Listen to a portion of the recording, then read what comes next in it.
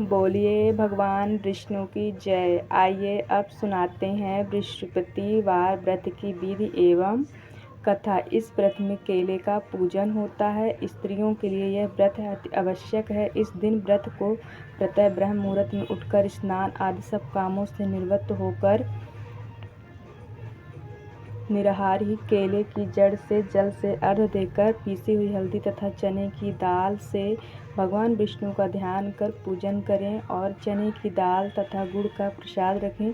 तत्पश्चात शुद्धता घी की दीपक जलाएं एवं मंत्र आदि का आसन पर बैठकर जाप करें। वहीं पर बृहस्पतिवार की कथा करें तथा अन्य व्यक्तियों को भी सुनाएं। कथा के पश्चात हल्दी से गाय का पूजन करें एवं चने की दाल तथा गुड़ को गाय को खिला दें और शाम के समय पीला मीठा भोजन खाएं। पूजन के पश्चात कथा सुननी चाहिए। इस व्रत के करने से बृहस्पति जी अति प्रसन्न होते हैं तथा धन और विद्या का लाभ होता है। चलिए अब शुरू करते हैं कथा। प्राचीन काल में एक राजा राज्य करते थे। वो बड़े प्रतापी तथा दानी थे। वो प्रतिदिन मंदिर में दर्शन करते तथा गुरु ब्राह्मण की सेवा किया करते थे। उनके दरवाजे से कोई निराश नहीं जाता था। वह हर गुरुवार का व्रत तथा पूजन करते और दिन गरीबी की सहायता करते थे, किंतु यह बातें उनकी रानी को अच्छी नहीं लगती थी। वह न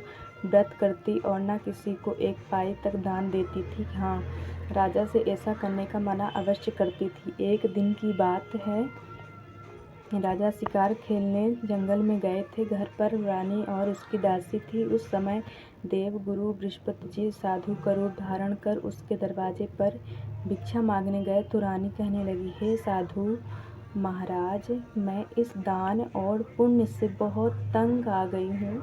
मुझसे तो घर का ही कार्य समाप्त नहीं होता। इस काम के लिए तो मेरे पतिदेव भी बहुत हैं।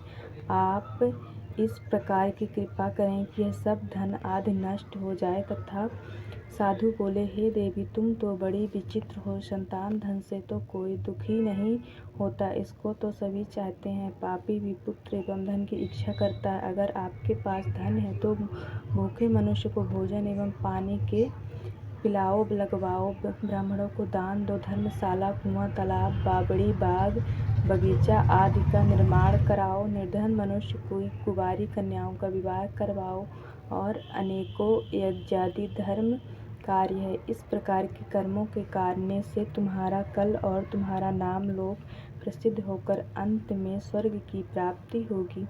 किंतु वह रानी इन बातों से खुश न हुई। वह बोली, महाराज, मुझे ऐसा धन की आवश्यकता नहीं है जिसका मैं तथा जिसको रखने उठने में मेरा सब समय बर्बाद हो। साधु ने कहा, हे देवी, यदि तुम्हारी ऐसी ही इच्छा है तो मैं तुम्हें जैसा कहता हूँ वैसा ही करो। बृहस्पतिवार के दिन घर को लौटकर लीप कर अपने सिर के बालों को धोते हुए स्नान करना। राजा से कहना वह हजामत बनवाए, भोजन में मांस मंदिरा आदि खावे और बृहस्पतिवार को कपड़े धोना। इस प्रकार 7 गुरुवार तक ही तुम्हारा सब धन नष्ट हो जाएगा। ऐसा कहकर साधु वहाँ से चले गए। रानी ने साधु के बताए वचन के अनुसार वैसा ही किया और 3 बृहस्पतिवार की बीते ही उनका संपूर्ण धन नष्ट हो गया। भोजन के लिए वो दोनों समय भूखे तरसने लगे और संसार के सभी रोगों से घिर गए। तब राजा ने रानी से कहा, तुम यहीं पर रहो, मैं दूसरे देश को जाता हूँ, क्योंकि यहाँ पर मुझे सभी जानते हैं, इसलिए कोई कार्य भी नहीं कर सकता। ऐसा कहकर राजा प्रदेश चला गया। वहाँ जंगल से लकड़ी काटकर शहर में बेचकर जीवन व्यतीत करने लगा। इधर राजा के घर रानी और दासी बहुत दुखी हो गई। वो किसी दिन बिना भोजन के ही जल पीकर रह जाती थी। एक बार जब रानी और दासी को 7 रोज बिना भोजन खाए हो गए, तब रानी ने अपने दासी से कहा, हे दासी, यहाँ पास के एक नगर में मेरी बहन रहती है। वह बड़ी धनवान है, तो उसके पास जा और वहाँ से कुछ ले आ, ताकि थोड़ी बहुत गुजार बसर हो जाए। रानी को आज्ञा मानकर दासी उसकी बहन के पास गई। रानी की बहन उस समय पूजा कर रही थी। उस रोज बृहस्पतिवार का दिन था। जब दासी ने रानी की बहन को देखा तो उसने बोला, हे रानी, मुझे तुम्हारी बहन ने भेजा है, तय मेरे लिए कुछ अनाज दे दो। दासी के अनेक बार कहने पर भी रानी ने कुछ उत्तर न दिया, क्योंकि वह उस समय बृहस्पतिवार के व्रत का कथा सुन रही थी। जब दासी को उत्तर नहीं मिला तो वह बहुत दुखी हुई तथा क्रोध भी आया और लौटकर अपने नगर रानी के पास आकर बोली, हे रानी, तुम्हारी बहन छोटे मनुष्यों से बात नहीं करती। जब मैंने उसके बार बार कहा तो वो भी उसने किसी प्रकार का उत्तर नहीं दिया है। मैं लौटकर चली आई। रानी बोली, हे दासी, इसमें उसका कोई दोष नहीं है। जब बुरे दिन आते हैं तो कोई सहारा नहीं देता। अच्छे और बुरे दिन का पता तो आपातकालीन में ही लगता है। जैसे ईश्वर की इच्छा होगी वही होगा। यह सब हमारे भाग्य का दोष है। उधर रानी की बहन ने सोचा कि मेरी बहन की दासी आई थी, परंतु मैं उससे नहीं बोली, इससे वह बहुत दुखी हुई होगी। कथा सुनकर वह पूजन समाप्त करके वह अपनी बहन के घर आई और कहने लगी, हे बहन, मैं बृहस्पतिवार का व्रत कर रही थी। तुम्हारी दासी मेरे घर आई थी, परंतु जब तक कथा होती है तब तक ना तो वो उठते हैं और ना ही बोलते हैं, इसलिए मैं नहीं बोली। कहो दासी क्यों गई थी? रानी बोली, बहन, तुमसे क्या छिपाऊं, हमारे घर में खाने तक को अनाज नहीं है था। ऐसा कहते कहते रानी की आंखें भर आईं।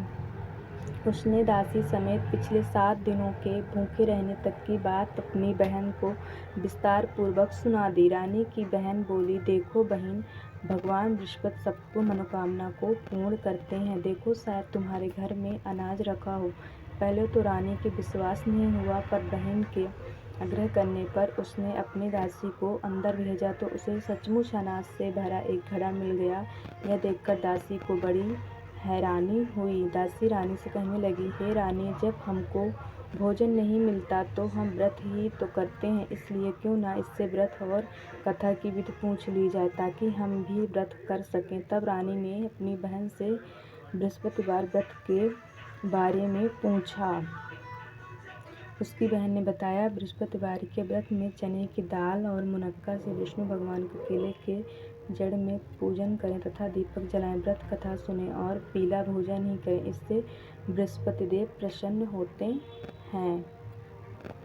व्रत और पूजन विधि बताकर रानी की बहन अपने घर को लौट गई। 7 दिन बाद जब गुरुवार आया तो रानी और दासी ने व्रत रखा। गुड़साल में जाकर चना और गुड़ लेकर आई। फिर उसने केले की जड़ तथा विष्णु भगवान का पूजन किया। तब पीला भोजन कहाँ से आए, इस बात को लेकर दोनों बहुत दुखी थे, किंतु उनके व्रत से गुरु भगवान प्रसन्न हो 2 थाली सुंदर पीला भोजन लेकर आए और दासी को देकर बोले, हे दासी, यह तुम्हारे और रानी के लिए भोजन है, तुम दोनों इस भोजन को करना। दासी भोजन को पाकर बड़ी प्रसन्न होकर रानी को बोली, रानी जी, भोजन कर लो। रानी को यह विषय में कुछ पता नहीं था, इसलिए वह बोली,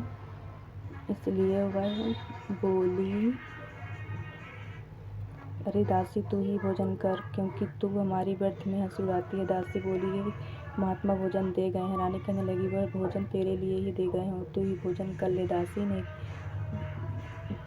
ने कहा, वह महात्मा हम दोनों के लिए 2 थाली में भोजन दे गए हैं, इसलिए हम और तुम दोनों भी साथ साथ भोजन करेंगे। इस प्रकार रानी और बंदी दोनों ने गुरु भगवान को नमस्कार करके भोजन किया।